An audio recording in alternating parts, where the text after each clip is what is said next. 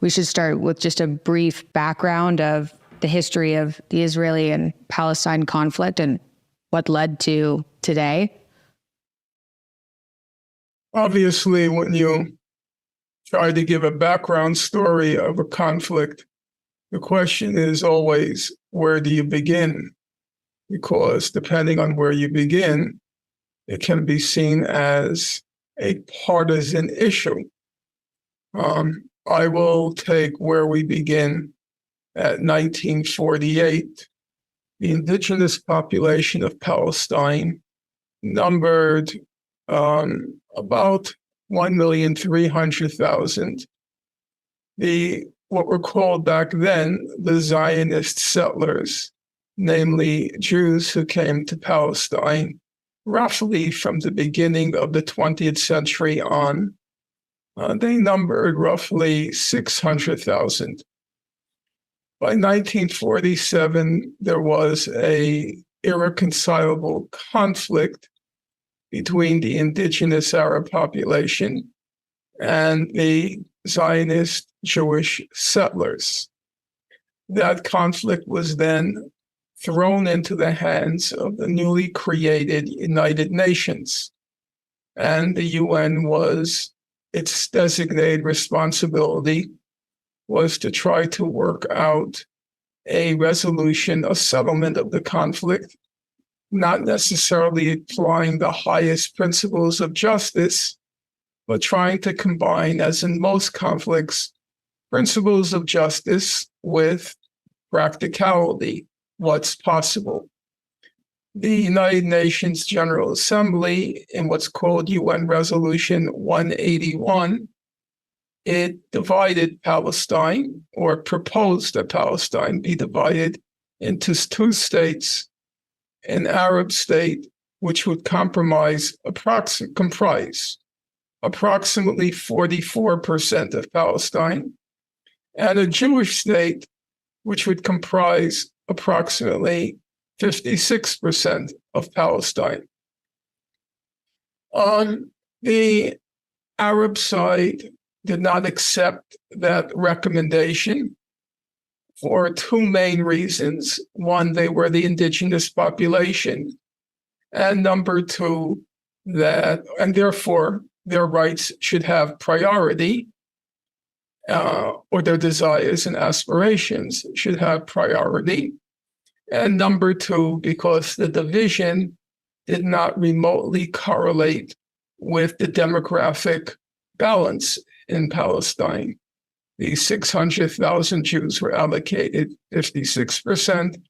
The Palestinian Arabs were allocated 44%. A conflict then ensued, what's called the First Arab-Israeli War, in which neighboring Arab states also intervened. By the end of the war, Israel had absorbed not the 56% that was allocated it in the partition resolution 181, but they absorbed 80% of Palestine. Two areas were not absorbed by Israel.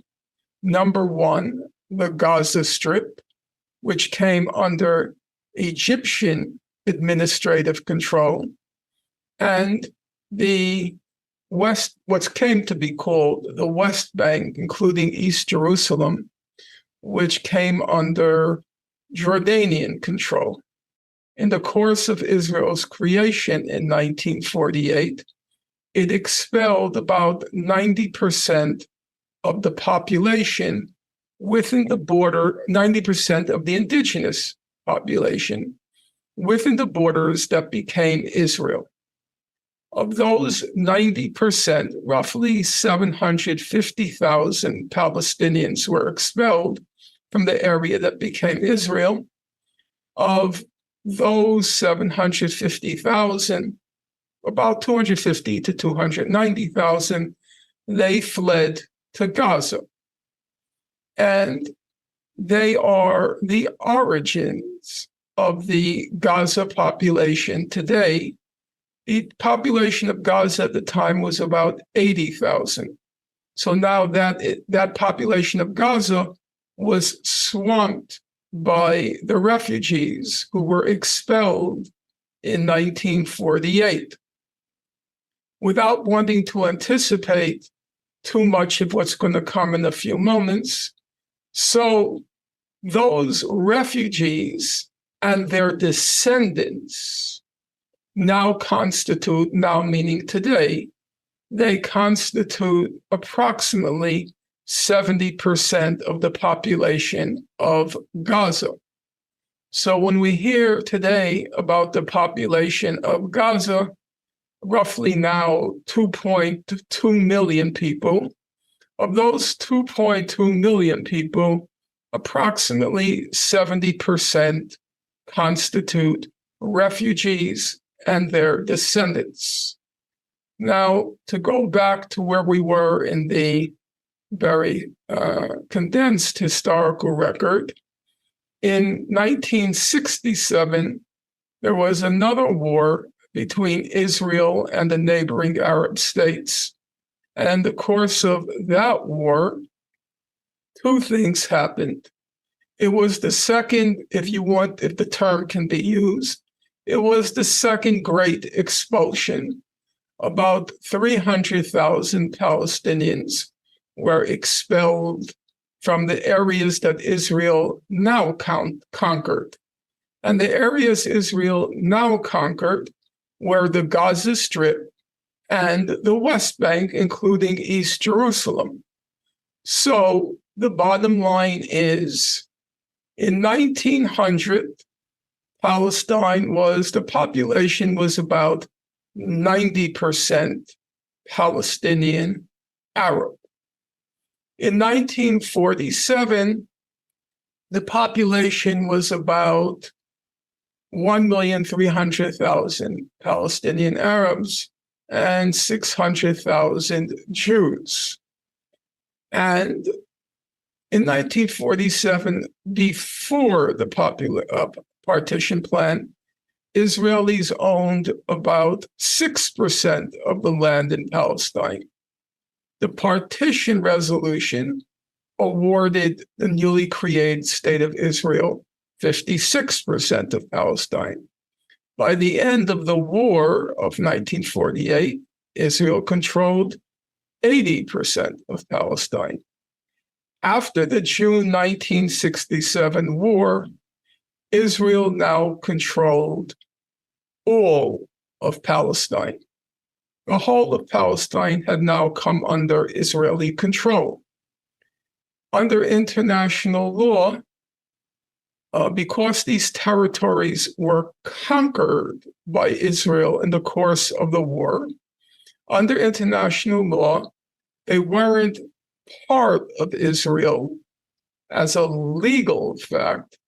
They constituted what under international law is called occupied territories. And the abbreviation that eventually came to be used was OPT, Occupied Palestinian Territories. In addition to the West Bank and Gaza, in the course of the 1967 war, Israel also occupied the Syrian Golan Heights and the Egyptian Sinai.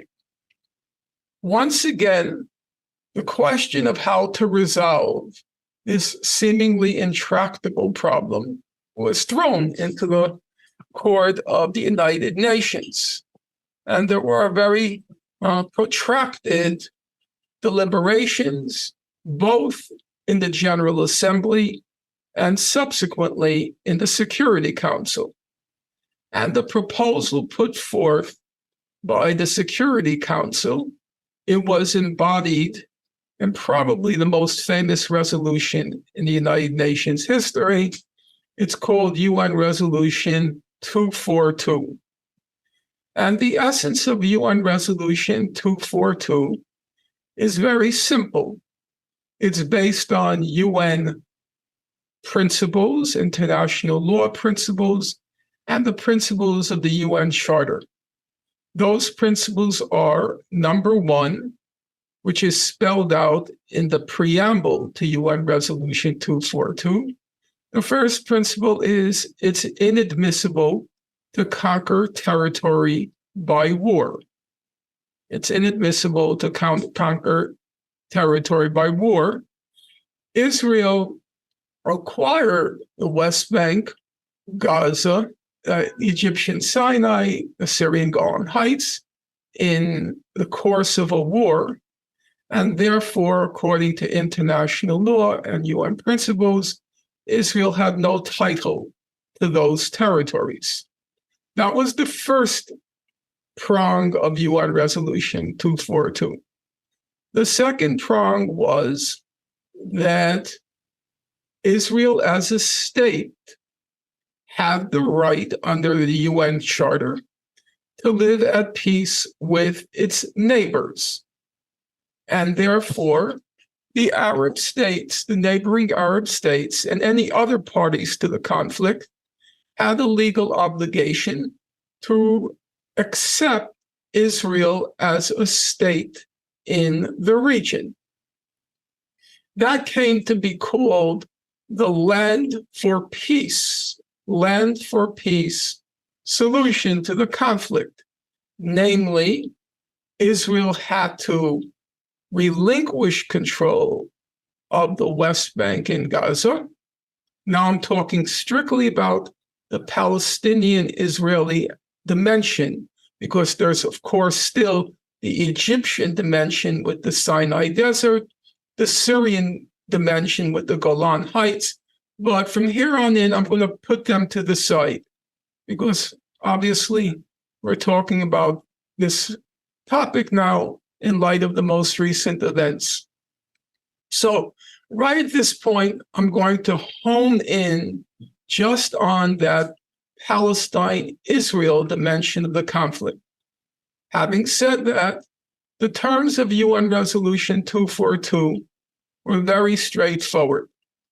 Number one, Israel had to withdraw from all the Palestinian territories it acquired during the 1967 war, what I referred to a moment ago as the Occupied Palestinian Territories, the OPT.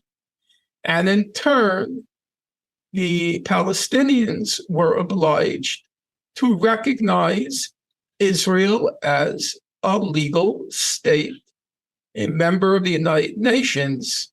And as a member of the United Nations, here I'm referring to the state of Israel, it had all the rights and responsibilities, all the rights and all the duties of any other member state. And that was, and strange as it may sound to you, it's already more than 50 years later, a half century, it's more than a half century later, those have remained the terms for settling the conflict. And now the question becomes, which side has been the obstacle to that settlement of the conflict? It could be one side, it could be the other side, and of course it could be both sides. On the Palestinian side, the leadership that emerged to represent the Palestinians soon after the June 1967 war, the leadership was called the Palestine Liberation Organization, or the PLO. And that was led by a fellow who may be familiar to your listeners, namely Yasser Arafat. Beginning in the mid-1970s, so once again, we're talking about a half century ago, beginning in the mid-1970s, the Palestinians accepted the terms of UN Resolution 242. Those terms I spelled out to you a moment ago. Full withdrawal in exchange for full recognition. The Palestinians accepted those terms. Israel did not.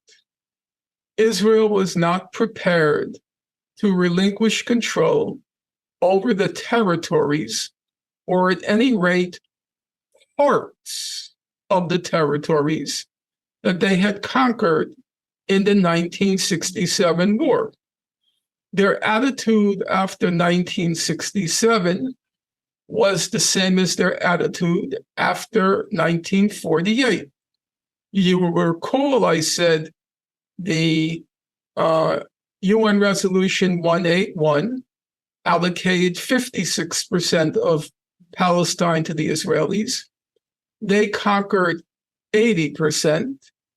And by holding fast to that 80%, the international community eventually acquiesced, accepted the Israeli fait accompli. So the expectation of the Israelis after 1967 was, if we hold fast, we can retain control over the whole of what the Israelis call the land of Israel, namely the West Bank, Gaza, and so forth.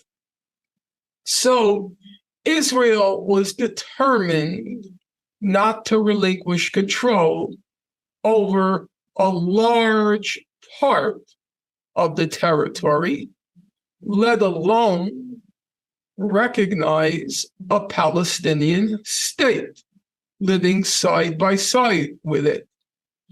Come 1982, what one very good Israeli political scientist, Avner Yaniv, by 1982, Israel faced a very big problem. And Avner Yaniv called it the Palestinian peace offensive. Namely, the PLO was determined, with the support of the international community, to gain recognition, support, and eventually the application of pressure to force Israel to accept the terms of international law and the UN Charter. Israel, faced with the escalating pressure on it, then provoked the Palestinians, or attempted to provoke the Palestinians, into a war, what was called the 1982 Lebanon War. Sometimes it's called the First Lebanon War. And at that point, the Palestinian leadership was headquartered, entirely refugees, headquartered in Lebanon. Israel launched the war, and in the course of the war, Israel killed roughly 15 to 20,000 Palestinians and Lebanese, overwhelmingly civilians.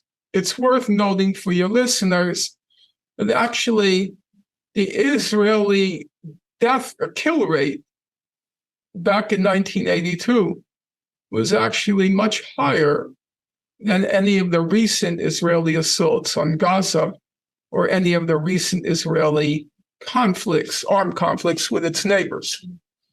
After the 1982 war, the Palestinians were defeated. In the course of that war, as I said, about 20,000 Palestinian and Israelis were killed, overwhelmingly civilians. And the PLO went into exile in Tunis. At this point, the Palestinians in the West Bank and Gaza, who were under occupation, realized that nothing is going to happen externally in order to abet their aspirations to statehood, independence, self-determination. And so in 1987, the Palestinians in Gaza and the West Bank went into civil revolt, overwhelmingly nonviolent.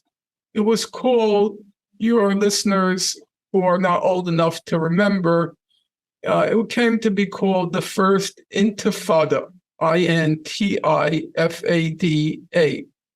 a civil, nonviolent civil revolt.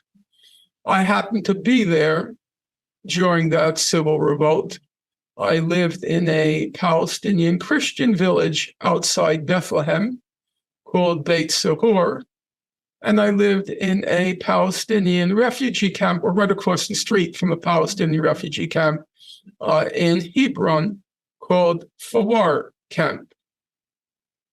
And that first intifada, Israel exerted a huge amount of violent force, and that too suffered a defeat. And that defeat climaxed in what came to be called the Oslo Accord. So your listeners, I think at this point, have gotten the key dates and numbers. They'll remember when conversation comes up, UN Resolution 181, that's 1947, UN Resolution 242, that's 1967, and they'll now remember another term that constantly comes up, namely the Oslo Accord. Now, under the terms of the Oslo Accord, it was signed between the Israeli Prime Minister Yitzhak Rabin and the head of the PLO, Yasser Arafat, and it was presided over by U.S. President Bill Clinton. Some of your listeners and viewers will recall what's come to be called the Great Handshake on the White House lawn, when President Clinton is flanked by the Israeli and Palestinian leaders. The essence of the Oslo Accord, there is a written accord, but then there is a political reality. The Palestinians, as a result of that accord, were not granted a state or even the right to a state. What they were granted was a 5-year interim period that was to climax in 1999, in the course of which some sort of settlement would be worked out. And in return, the Palestinians gave Israel that full recognition. So as your listeners by now will, I think, gather, the Palestinian responsibility under UN Resolution 242 was fulfilled to allow Palestinians to exercise their right of self-determination and statehood in the 20% of Palestine that remained, namely the West Bank, including East Jerusalem and Gaza. Well, the Palestinians never got that from Oslo. In fact, they didn't get anything from Oslo. In fact, they got the reverse, because in the course of those years, from 1993 on, Israel started to annex territories in the West Bank by creating another term, which will now enlighten your listeners, by creating Jewish settlements in the West Bank. And the settlements came to occupy more and more territory in the West Bank. Israel confiscated more and more land in the West Bank until about half of the West Bank was now under Israeli control, effectively annexed to Israel. And so nothing came of that Oslo Accord on the Palestinian side. And then in 2000, September 2000, for reasons which time will not allow me, a new uprising occurred in the occupied Palestinian territories, what came to be called the Second Intifada. And the Second Intifada began just as the First Intifada in 1987. It was overwhelmingly nonviolent, but Israel, fearful of a second protracted civil revolt, akin to the first Intifada, they then exerted maximum amount of violent force to repress it, to use the cliche, to nip it in the bud. So just in the first few days of that second Intifada, just in the first few days, Israel fired approximately 1 million rounds of ammunition to repress that second nonviolent civil revolt. And that second nonviolent civil revolt then quickly spun out of control, and it became quite violent on both sides. The kill ratio that first 3 weeks of the second Intifada was about 20 Palestinians to each Israeli, 20-1. As it happened, I lived there at the time, not a long period, but I was there. And on one of my visits, I did meet with the then head of Hamas. His name was Dr. Rantisi. Now, I want to be careful. My memory is not perfect on these things, so it's pretty good. I don't know if he was the full head or he was one of the leaders. He was eventually assassinated by the Israelis. In any event, I did meet with him, as with all of those leaders at the time. I don't want to speak about later. A very simple life, very humble guy. He would say his kitchen or his home looked like what we would say in the United States, a tenement from the 1930s. And when I talked to him about the situation, it had already gotten quite violent on both sides. I do remember when I asked him about what was going on. I said, "Do you think this is the right strategy, your strategy?" And he said to me, when the first Intifada began, the ratio of Palestinians to Israelis killed was 20-1. And then he said, now it's, I think, I could be wrong. I try to be I'm a stickler for facts. I think he said now it's down to 6-1.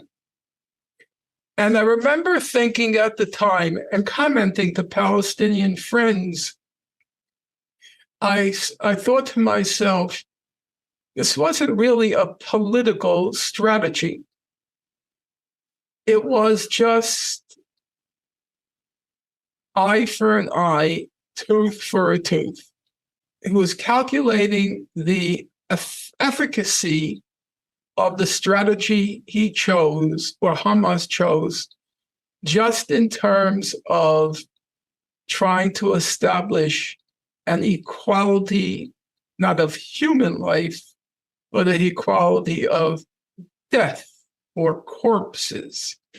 I, of course, can understand that it's not for no reason that we have that saying, an eye for an eye, a tooth for a tooth, is still part of our moral vocabulary.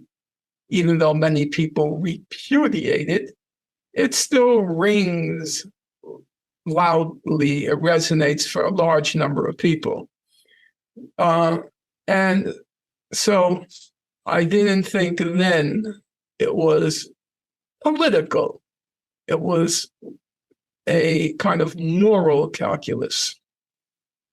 In any event, Israel once again exerted massive death and destruction on the Palestinians, destroying huge amounts of land, homes, incarcerating thousands of Palestinians. In fact, carrying out a pattern of systematic, massive torture of Palestinian detainees. Somewhere on the order of tens of thousands were being systematically and methodically tortured by the Israeli prison guards and professional torturers. And by 2006, 2005, we will say, the Second Intifada had been defeated. Come 2006, there were elections held in the West Bank and Gaza. Israel had set up in the occupied Palestinian territories after the September 1993 Oslo Accord. They had set up an Palestinian administrative government in the occupied Palestinian territories. It came to be called the PA, the Palestinian Authority. You will recall earlier I referred to the PLO, the Palestine Liberation Organization. The PLO pretty much now disappeared from the scene, and it was replaced by what came to be called the Palestinian Authority. And elections were held. And surprisingly for everybody, Hamas agreed to participate in the elections. And surprisingly to everybody, they won, because the Palestinian Authority, this administrative unit set up by Israel, was very corrupt and self-serving. And so the Palestinians, hoping for a government that represented them and not individuals, simply cashing in on their new status of executors of Israeli policy. They came to be called Israel's subcontractors. Hamas won. And that's where the story really begins, which I'll try to bring up to the present now. United States had urged Palestinians, including Hamas, to participate in the election. But the United States and Israel were not pleased with the outcome.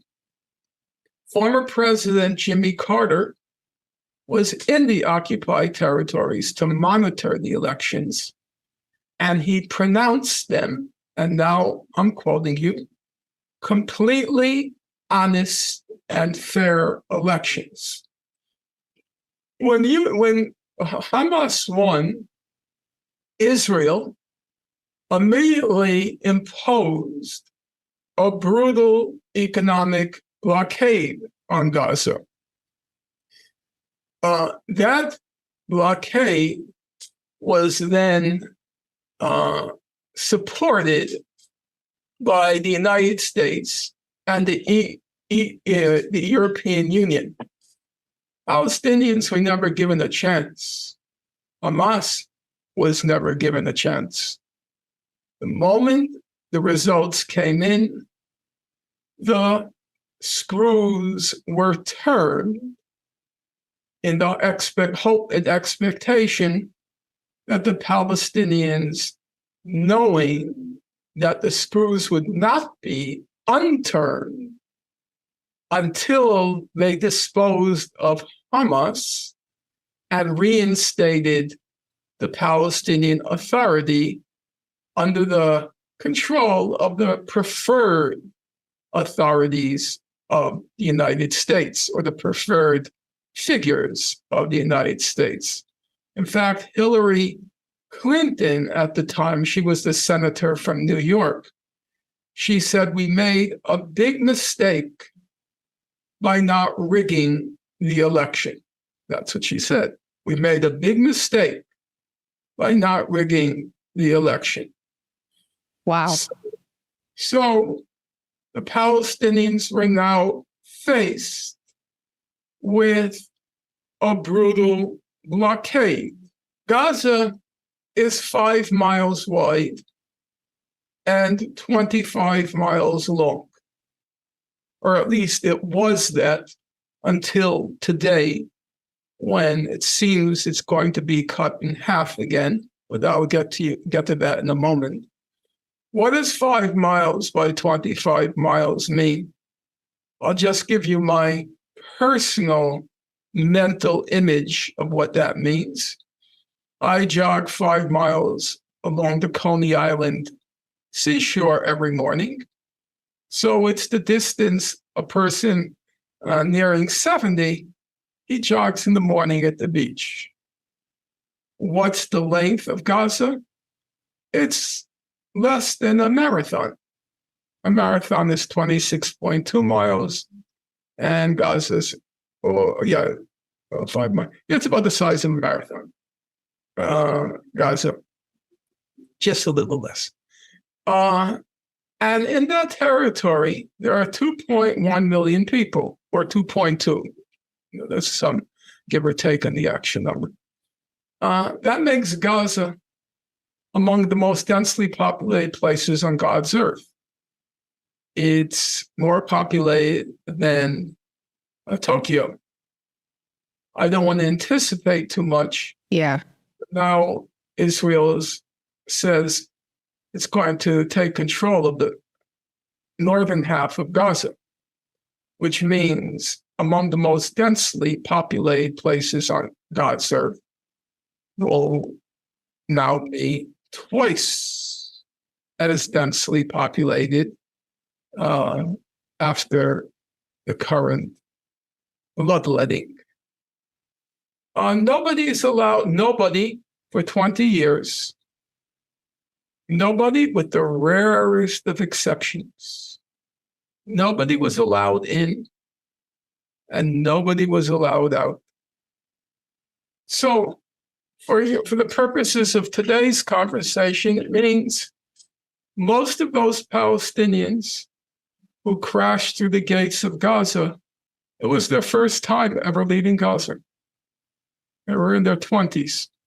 They had never seen anything except via the web. They had never seen anything of the outside world. They had been confined to this space for 20 years. That's not hyperbole. That's not exaggeration. About half of Gaza, half the population, for the past 20 years has been unemployed. That figure, or that percentage, rises to 60% when you look at the youth. So now your audience should ponder, here is a population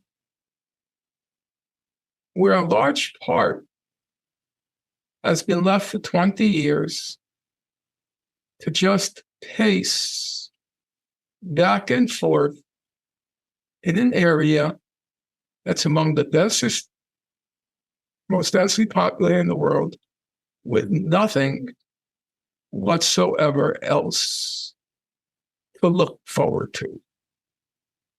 That's a fact. You get up each morning, there's no work, there's nowhere to go.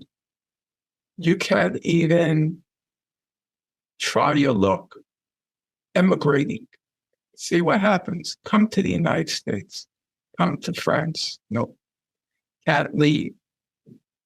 That's why David Cameron, the former British Conservative Prime Minister, he described Gaza as an open-air prison.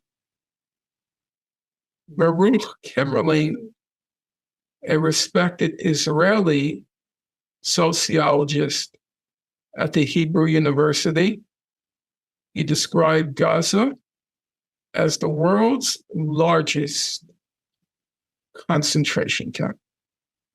The largest concentration camp ever. Though most of the water in Gaza is undrinkable, non-potable.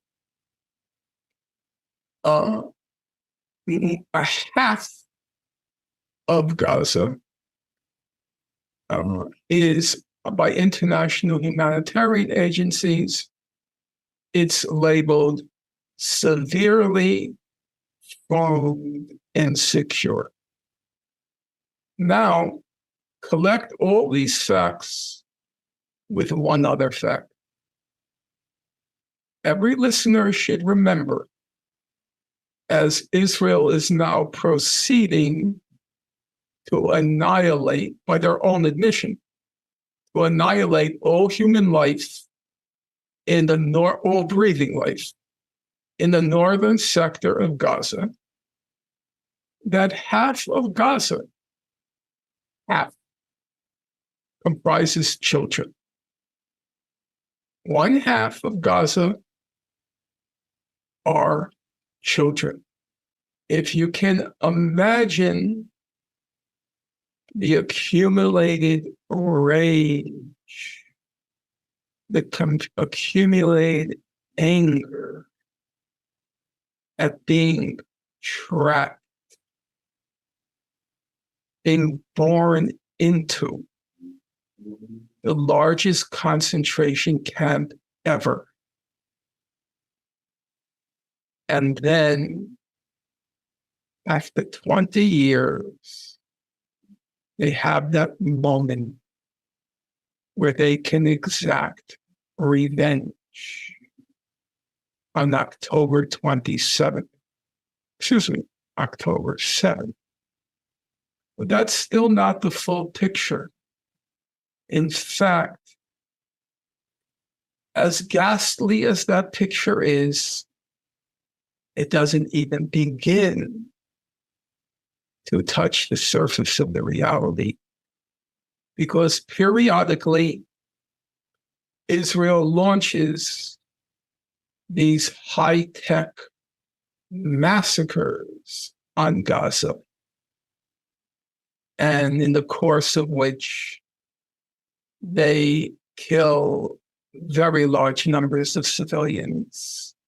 In Operation Cast Lead from December 26, 2008 to January 17, 2009, they killed about 1,400 Palestinians, 350 of them children, and demolished, leveled, flattened 6,000 homes. Then that was called Operation Cast Lead. I'll skip a large number of other operations because time doesn't allow it. I will only say that, try as I may, I can never remember the names of even half those murderous, high-tech destructions visited on Gaza.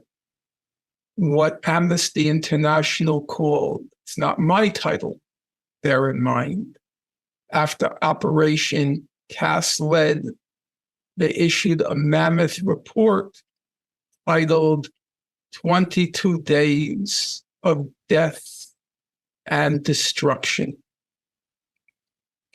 In 2014, August 2014, Israel initiated Operation Protective Edge.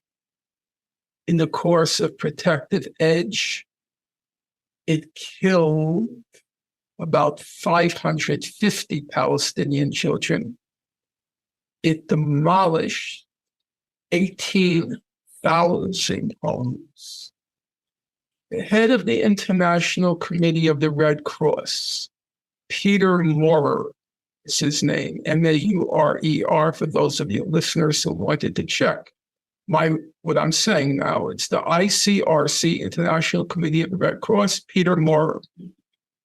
He went to Gaza after Operation Protective Edge, as the Israelis called it, and he said, quote, "In all of my life, I have never witnessed destruction on the scale that I've now observed in Gaza.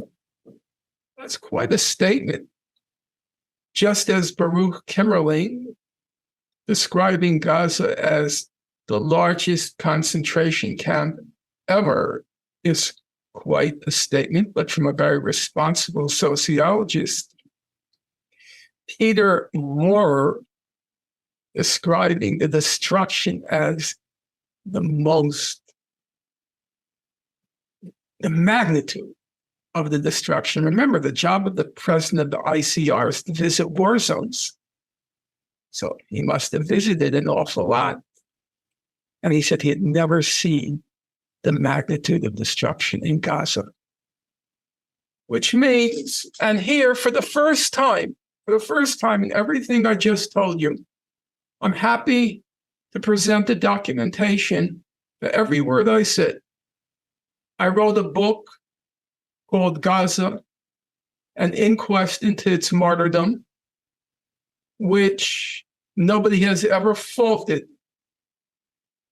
for lack of not just documentation, but voluminous documentation from reading through thousands and thousands and thousands of pages of human rights reports. I started in 1982. It's 40 years later. And I don't say it with pride. Indeed, I say it with a little bit of embarrassment. That's all I did with my life.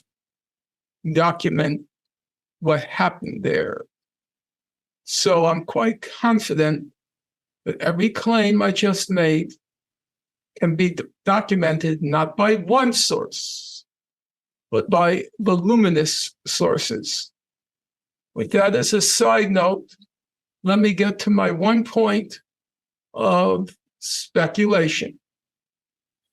Every one of those youths who crashed through the gates of Gaza, I would bet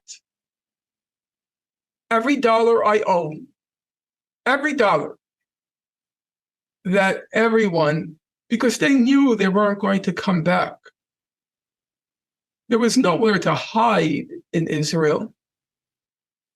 Even if they managed to escape, they were going to be tracked down.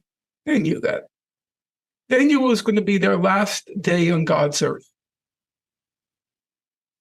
And the night before they left Gaza, I would guess every one of them kissed their mother goodbye, kissed their father goodbye, and inside of them,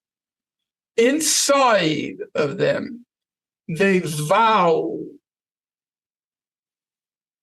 to revenge not only the life of misery, agony, anguish, and torment that they experienced from the day of their birth, because they were born into that concentration camp, but they also vowed to revenge the death of their brother, their sister, their niece, their nephew, all those persons who perished, whose bodies were incinerated, mangled, and destroyed during Israel's operations, as they like to call it, in Gaza. So, and this is where I'll leave off. Am I shocked by what happened on October 7th? I cannot say I was. I cannot. I was shocked by the ingenuity displayed by the people of Gaza, Gaza was probably the most surveilled place on earth. Israel has a very sophisticated, not just external security system, but also internal. There are many collaborators with Israel inside Gaza, many. And that the people of Gaza eluded it. It's very impressive. Israelis are now stunned. How could that have happened? So that part surprised me. However, even as I was surprised, I don't want to claim to be any kind of clairvoyant. I was surprised by the magnitude of the deaths. Yes, for sure.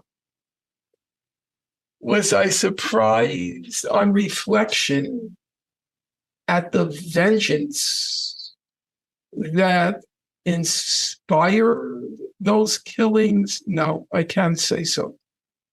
And I will leave you with one last thought, and then you take over, because I've taken more than probably what might be called a generous amount of time.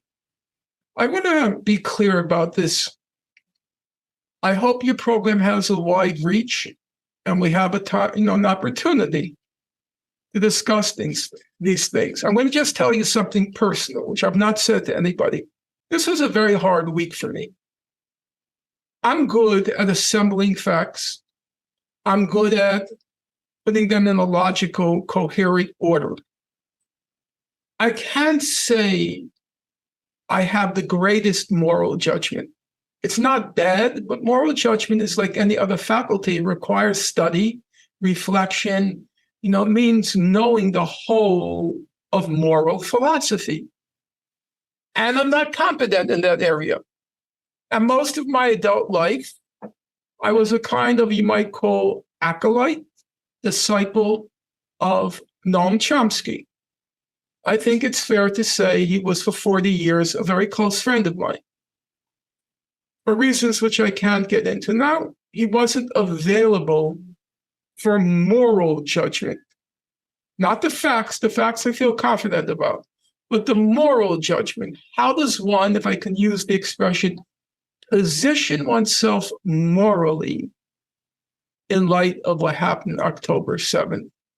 I really didn't know. I was very confused. When people asked me, how are you doing? I would say, well, physically, I'm very tired, but morally, I'm much more tired. I'm struggling with it. So I went back to American history. I wanted to see what was, just briefly for your listeners, because I don't know how whether it's an American audience or an international audience. So in the American context, we had slave revolts. And the slave revolts were quite bloody. So, for example, the best-known slave revolt in the U.S., or the largest, was Nat Turner in 1831, the Nat Turner Rebellion. Now, Nat Turner was he's black, obviously. He was a religious fanatic. He was a zealot. He was convinced that this rebellion was inspired by God, and all of his actions were sanctioned, approved by God. He gave the order to his Confederates to kill all white people. Kill all white people in your path. And a lot of white people were killed. Scores of white people were killed. By current terminology, we'd call them innocents, were killed. I wanted to know, how did the abolitionists, those who opposed slavery, what kind of moral judgment did they render on Nat Turner? And so I went back. One of the greatest of the abolitionists, white, was a fellow named Garrison, William Lloyd Garrison. He was the editor of a newspaper called The Liberator. And I went to see, what did he write? And I have to say to you, it was very consoling to me, because he did what I did after Gaza. Number one, He said, I told you so. We warned you and warned you and warned you and warned you, we meaning the abolitionists. This was going to happen. Number two, he denounced all the hypocrites, the pious, self-righteous hypocrites who were denouncing what happened in Nat Turner's rebellion. And number three, and I hope your listeners will pay close attention, number three, even though he said what happened during the Nat Turner revolt was horrible, it was very clear he never once condemned the slave revolt. He did not. He did not. I posted on my Substack, I posted on my Twitter account the full statement by William Lloyd Garrison. He did not.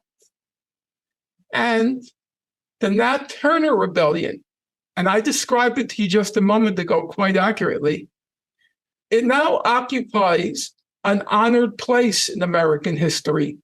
It does.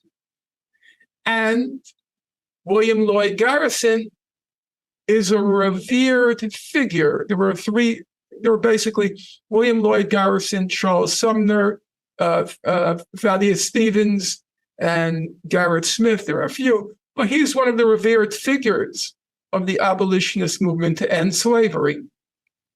So I felt assured, even in the absence of my mentor, Professor Chomsky, I felt confident that I had applied, even though my moral faculty is not finely honed, I applied the right judgment in this situation.